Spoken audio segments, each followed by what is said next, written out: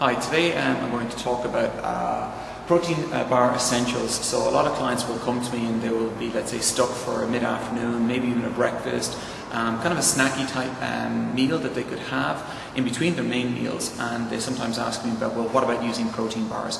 In general, the majority of protein bars are commercially available out there, have a list of ingredients as long as your arms, and are really of a very, very poor quality, and are just basically, candy kind of disguised as like a high quality protein type bar.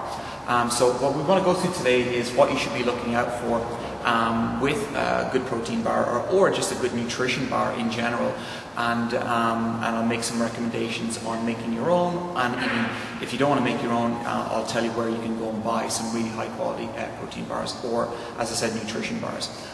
So the first thing you should be looking out for is, number one, is quality. So what we're looking for in the bar, whether we make it ourselves or we're buying commercially, is that the bar in general should be uncooked. That means all the ingredients in there haven't been subjected to heat, because it destroys the enzymes in the food, which helps you break down the food, and so on and so forth. So if they're just kind of like all stuck together, that's great. Most of the uncooked ones tend to be the best. The bar should also contain no trans fats or hydrogenated vegetable oil, or vegetable in any manner at all. So again, these are the sort of things you need to be looking out for. If they feature in the ingredients in any kind of capacity, it's a complete no-no, walk away straight away. Shouldn't be any added sugar in there, and then they should be gluten-free. The gluten-free part for me is absolutely essential, as it's a gut irritant. I would much prefer if there was a bit of sugar in it and it was gluten-free than the other way around, as I have yet to meet a client that works very well on a lot of gluten being there in their diet. So look for gluten-free, no trans fats, no added sugar, and uncooked is probably the primary things you need to be looking out for. The second point is your protein and fat content. So with your protein and fat content, we're looking for about 10 to 20 grams of protein per bar. If it's a commercially bought bar, they'll tend to add in things like whey protein isolate, which is quite an expensive protein to put in. And then the cheaper companies will tend to use things like soy protein and lower forms of protein that, again, it costs them much, much less to put those in. So again, that's a straightaway indicator that it's a no-go area for your bars. So if you are buying commercial ones, they should have whey protein isolate in there, as opposed to things like soy protein or milk casein, that sort of thing. Next thing you should be looking for is your coconut oil or nuts, as a way of kind of getting the fat content up a little bit more, and that's what's going to make you feel fuller for longer. So it's very important not to worry so much about the fat content and be a little bit more concerned about, again, the first point, the quality. So and then the fat should be, as I said, coming from the likes of coconut oil or from the likes of nuts. So if somebody's using like almond butter or almonds or cashews as the base, or peanuts, then then that would be a lot more favorable. The third point is the bar should be fairly low carb, and that would mean for us primarily that there's, again, no massive amounts of added sugar in there, and that the overall carb content isn't too high. So I would aim to kind of keep it well below that sort of maybe 20% sort of range of the total calorie intake of the bar. And a lot of companies will go an awful lot lower than that.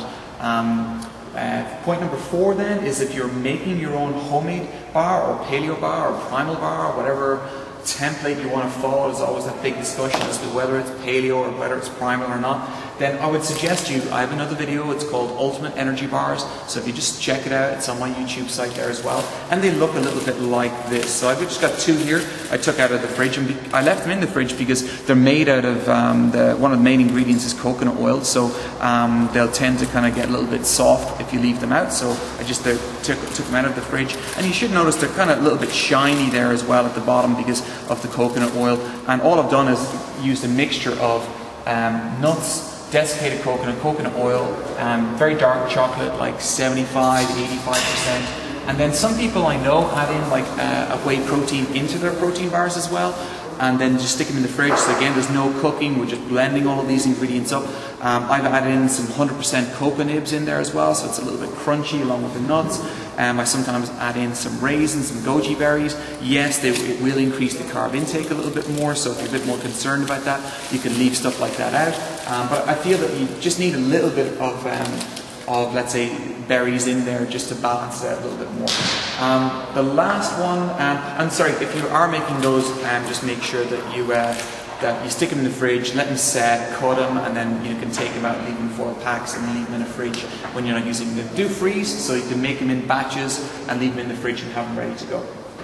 Last one, if you are buying a commercial bar, Quest protein bars are easily by miles. There's nobody coming close to them in terms of the quality in the bars that they make. The Quest bars tend to contain about 6 to 8 ingredients. They're very high quality. Again, they're using high protein, whey protein isolate. They're using things like almonds. They're using a non-fibrous carb. So again, that's not converted to sugar in the body. And overall, the bar is just extremely high quality, very, very handy. They come in a number of flavors. That one is chocolate. We've got some berry. We've got some peanut butter, apple, and then some people will have a little bit of an issue. They do use a sweetener in there, which again is going to be a very, very minor ingredient. But if you have issues about that, I know Quest have mentioned that they are coming out with a natural bar that doesn't contain any flavouring, so you might want to watch out for that. If you are going to buy them, I'd recommend going onto the absolutely amazing site, iherb.com. That's www.iherb.com. Use my promotion code DOM130 if you want to get a discount on that. And otherwise, just get on there, order your Quest bars if you're not going to make them yourself. And also, while you're on there, maybe get some fish oils, get some other supplements that you might find are handy to pick up while you're there. So that's basically what you should be looking out for in any kind of protein bar. Make your own, ideally, would be the best situation, but I'd also recommend getting some Quest protein bars just to have lying around. Please don't use this as a reason to kind of eat bars all the time. They should be used as kind of emergency food or that quick snacky food. Keep female clients in particular need to be aware that there are certain number of calories in each one of these bars, so just make sure you're not kind of consuming lots of bars or even just halve the bars throughout the course of the day.